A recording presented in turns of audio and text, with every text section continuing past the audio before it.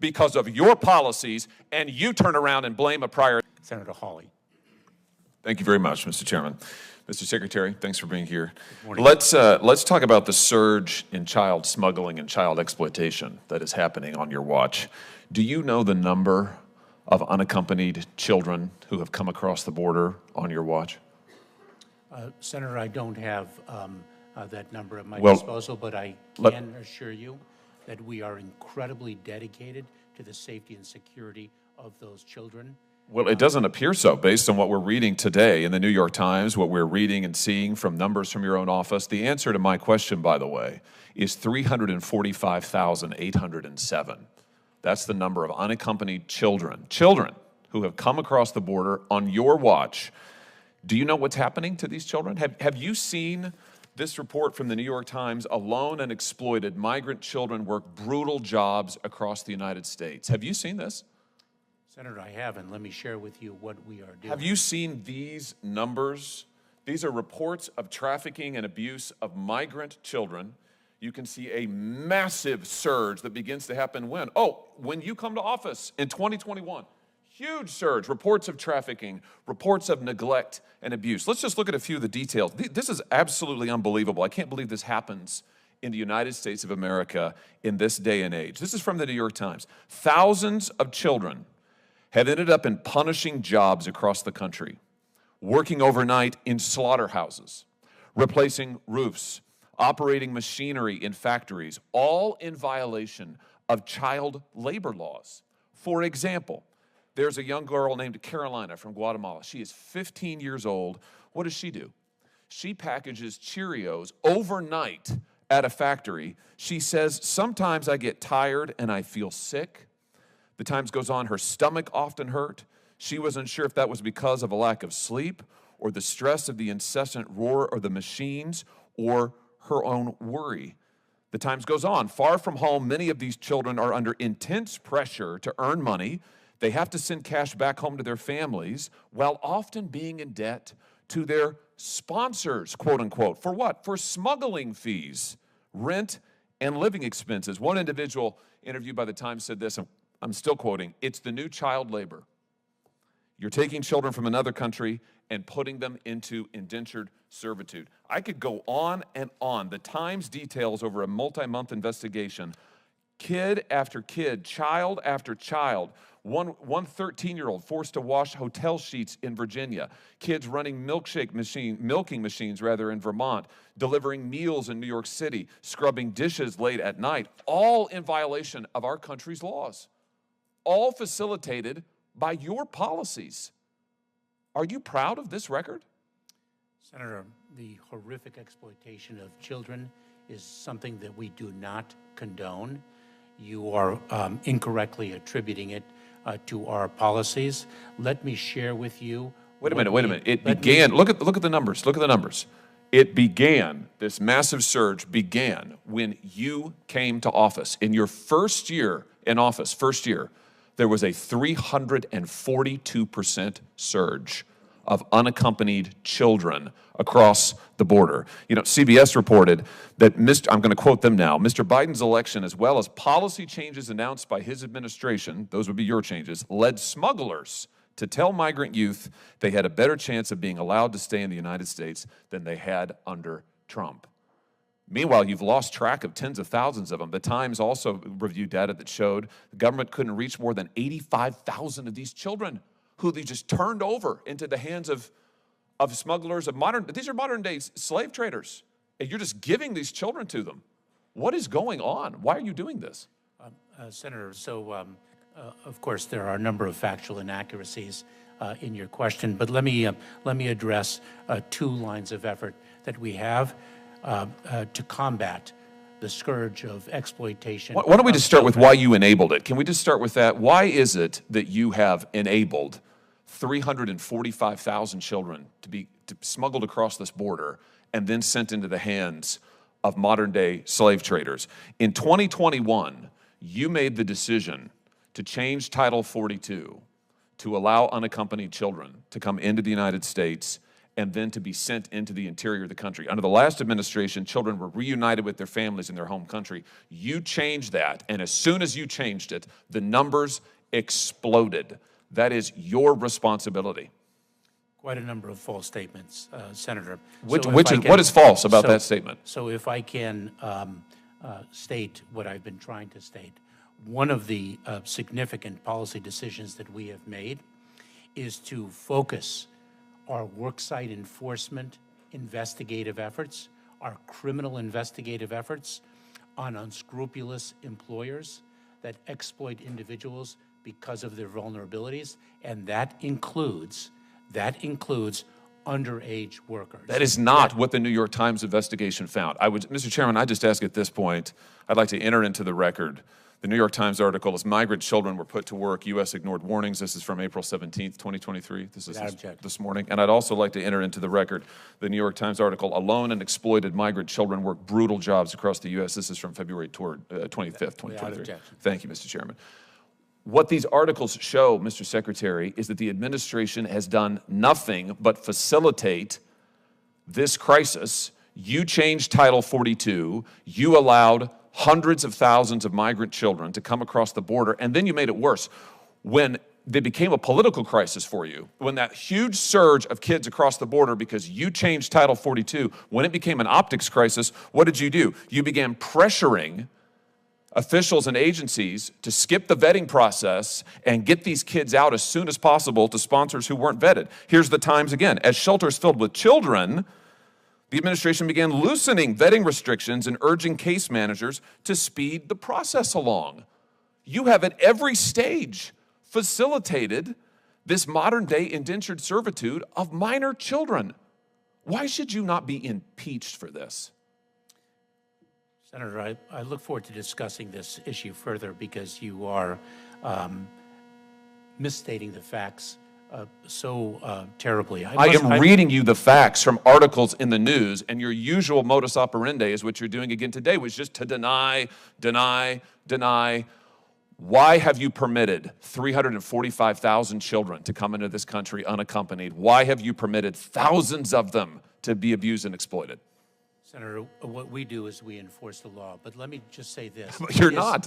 It is stunning to me, stunning, to hear you say that the prior administration reunited children with their parents. Oh, I see. So this is their fault? But you're not going to take any responsibility for the indentured servitude and exploitation of children that is happening on your watch. A moment ago, you were crowing about the fact that you treated children so well, and yet we find tens of thousands of children who are forced to work as slaves because of your policies, and you turn around and blame a prior administration. Mr. Secretary, this is par for the course for you. You do it every time you appear before this committee. You do it every time you appear before Congress. I, for one, am sick and tired of it, and thousands of children are in physical danger because of what you are doing. You should have resigned long ago, and if you cannot... Senator Ossoff. Thank you. Secretary Mayorkas, thank you again for being here. We've always got lots of questions. There's lots of issues that are still out there. I want to be able to drill down on a few others. Last time that you and I were speaking in this public setting before, I'd asked you about, do we have a knowledge of the criminal record of individuals from the country that they're coming from? We know if they're on our terror watch list, obviously we're aware of that, but of hundreds of thousands of people that we know nothing about. I asked you the question about, do we have access to the criminal history of individuals that are released on parole, released on notice to appear, notice to report, all the different methods of releasing individuals into the country while we're awaiting a hearing? Do we know the criminal history of the country they're coming from? At that time, you said you did not know at that point. I've not received an answer back yet. Do we know at this point if we have the criminal history from their home country before we're releasing them into our country? Senator, what we are doing, and I apologize if I failed to circle back with you, what we are doing is seeking to have additional countries engage in our biometric data sharing program so that, in fact, the records of individuals are shared between the countries involved in the agreement. So we're very focused on that. The concern that you express is one that we have indeed followed up on, and I look forward to speaking with you further about. Obviously, we have hundreds of thousands, up to millions of people that are currently in the country awaiting a hearing that are traveling at will around the country right now that we don't know the criminal history of those individuals. And it's one of the threats that we do face currently, that we may very well have individuals with extensive criminal histories in their home country because people are coming from all over the world. And we just don't know who they are and don't have a process because we're not detaining those. We have about, best guess here, about 600,000 migrants who've yet to receive a notice to appear. Does that number sound correct to you? I'm not going to hold you to an exact number, but the best that we're trying to do the records on, that they've gone through the alternative to detention, they had a parole plus the alternative to detention. A court said that's not a legal process to be able to go, but we think there's about 600,000 that have not received a notice to appear. Is that correct?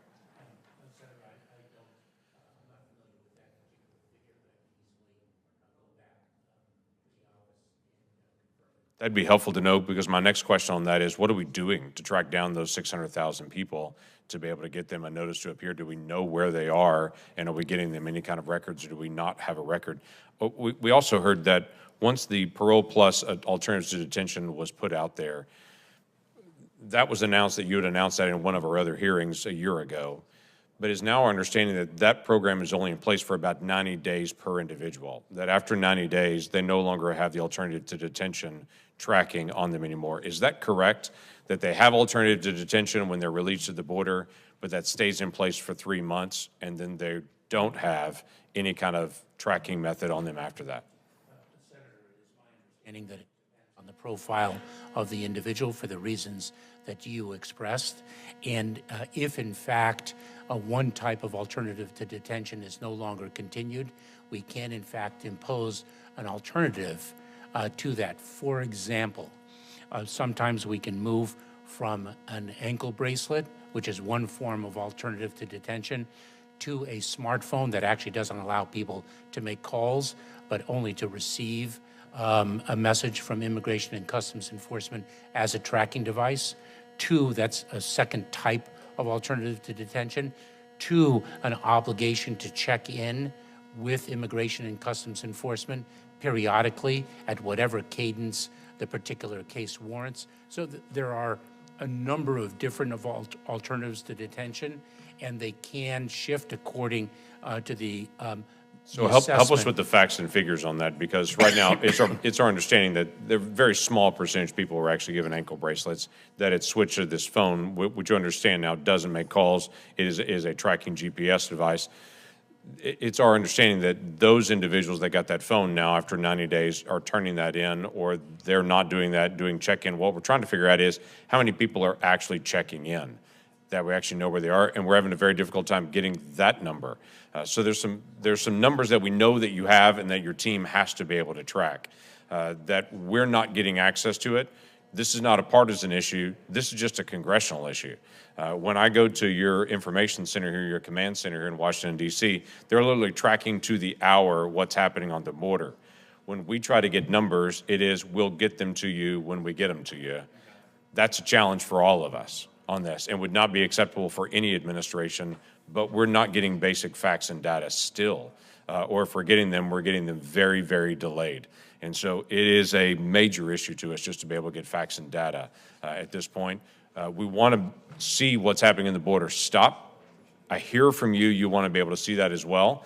We want to see the implementation of this rule that you have out at this point to be able to get through the comment period. But May the 11th is coming very, very quickly, as you know full well, and the clock is ticking. When Title 42 ends and that 30% or so that you're turning around then accelerates into the country, a bad situation is about to get much worse. And even some in your own team have estimated we may be at 11,000 people a day illegally crossing the border. Those are numbers literally our country has never seen. And this is a growing issue on this. So help us with facts and data. You've also mentioned that you have an anticipation that Congress will pass something that deals with asylum, that deals with all the other areas. I would encourage you and your team to also make proposals on that and say, these are the things that we need to be able to secure the border. We're working on what we need and what we believe will actually work as well, but we've received very little back from your team to say this is what we need to be able to make sure that we can actually secure things. We're doing things administratively. This is what we need legislatively. Does that make sense? Yes, it does. Senator, I look forward very much to working with you and presenting proposals to fix our immigration system, to build on the proposal that the president sent to Congress on his very first day in office. Well, that proposal was universally not accepted because it actually opened the border up more. So if that's the proposal we're talking about, we're in trouble. Now, 2 years later, the regulatory piece that you're trying to put in place right now with the comment period is very different than what the president proposed on his first day of office, as you know well. If this is about the regulatory piece that you're proposing and going through the rulemaking process now, we want to talk about how we can actually fix that to be able to make sure we close the loopholes that we actually secure the border. Thank you. Thank you, Senator Langford. Senator Ossoff, you're recognized for your questions. Thank you, Mr. Chairman. Mr. Secretary, thank you for joining us today. Nice to see you again. I'll talk about fire safety for a moment. The Senate is currently considering reauthorization of critical fire safety grant program that is administered by DHS and FEMA. Among the legislation that's moving toward the floor, the Assistance to Firefighters Grant Program and the SAFER Program, and the chairman has done outstanding work shepherding that legislation through this committee.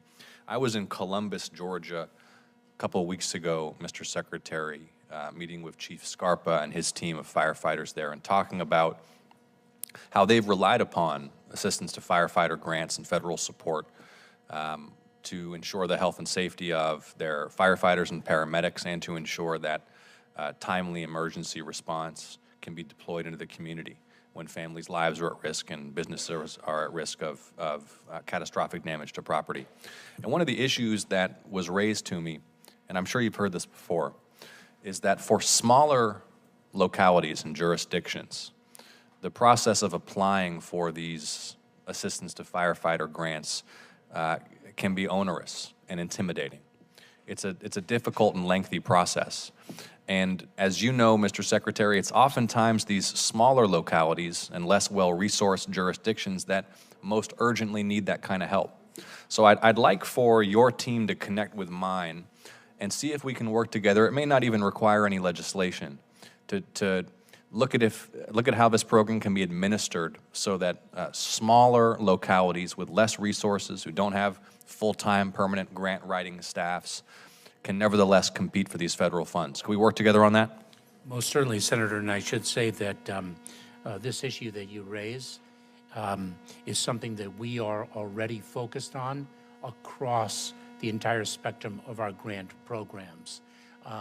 Organizations, whether it be in the nonprofit security grant program or firefighters, the smaller departments that don't necessarily have the resources to hire a grant applicant, we have to make sure that our grant programs are simple and accessible so that we achieve fairness in the distribution of those funds. I look forward to working with you on this. Well, you bring to mind something that I think you could do at this hearing that would be really constructive. So you know, Mr. Secretary, that last year we had a wave of threats targeting historically black colleges and universities in Georgia and across the country. In Georgia, in the last few months, we've seen a shocking increase in anti-Semitic incidents. The front yards of Jews in Dunwoody and in Athens, hateful pamphlets, threats on the phone. Now, the DHS runs certain programs and creates opportunities, nonprofit security grants, for example, for houses of worship and for institutions of higher education to access funds and resources and information to help them stay safe. So I'm going to send this clip to the folks at faith-based institutions and educational institutions in Georgia. Can you just explain to them right now what resources the department makes available to them? Yes, so there are multiple. One, we have a nonprofit security grant program which funds organizations to assist them in securing their facilities for the very reason that you described, Senator. I have actually convened a faith-based security advisory council to advise us on the needs of faith-based organizations with respect to their safety and security because of the rise in hate in this country. whether it be bomb threats against historically black colleges and universities, or whether it be acts of anti-Semitism or other forms of hate. We've seen a number of different strains of hate and their connectivity to violence, which is where we really become engaged, only, and sadly and tragically, increase in the United States. We also share best practices as to how organizations can become more secure and safer without becoming less welcoming for their congregations and their communities. I think following the bomb threats, if I may, following the bomb threats against historically black colleges and universities, I convened the presidents of the HBCUs to discuss the issue of safety and security with them.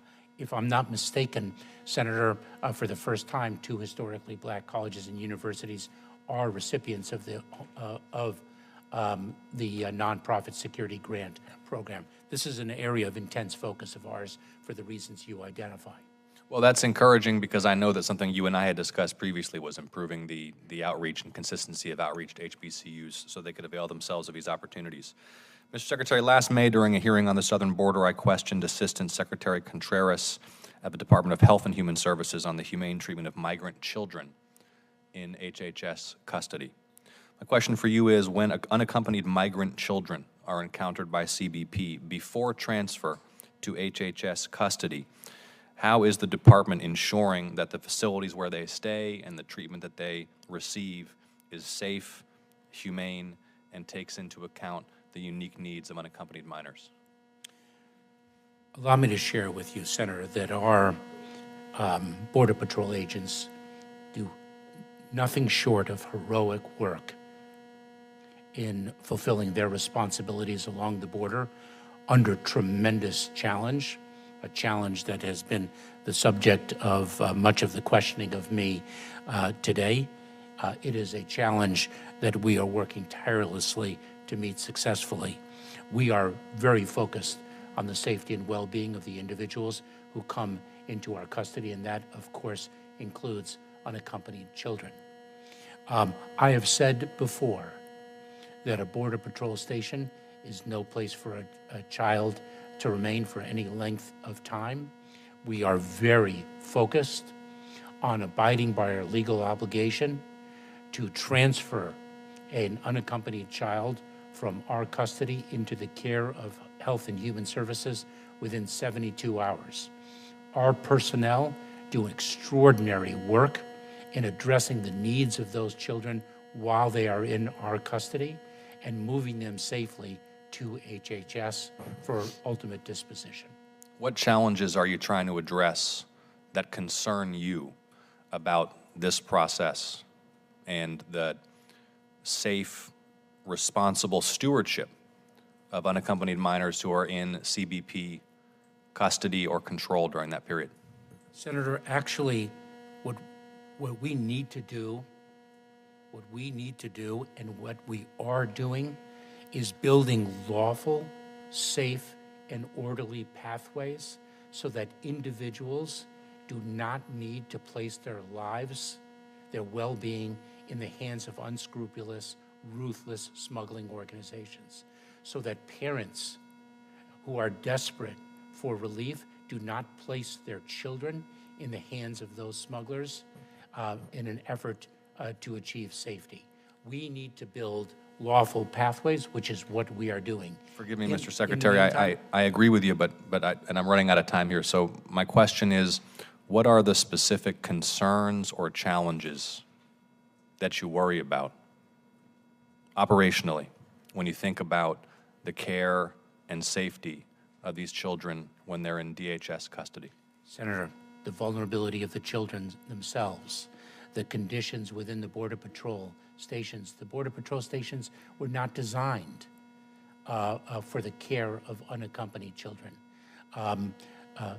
The requisite level of staffing, which is why we sought and thankfully received more staffing resources in fiscal year 2023, and why we are seeking more resources in fiscal year 2024.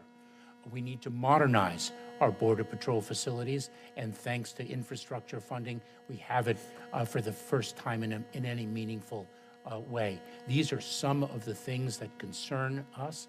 We need more transportation resources, more personnel, better facilities. These are some of the challenges that we face, and yet amidst those challenges, our personnel do extraordinary work. Thank you for the specifics. Thank you, Mr. Chairman. Thank you, Senator Osso.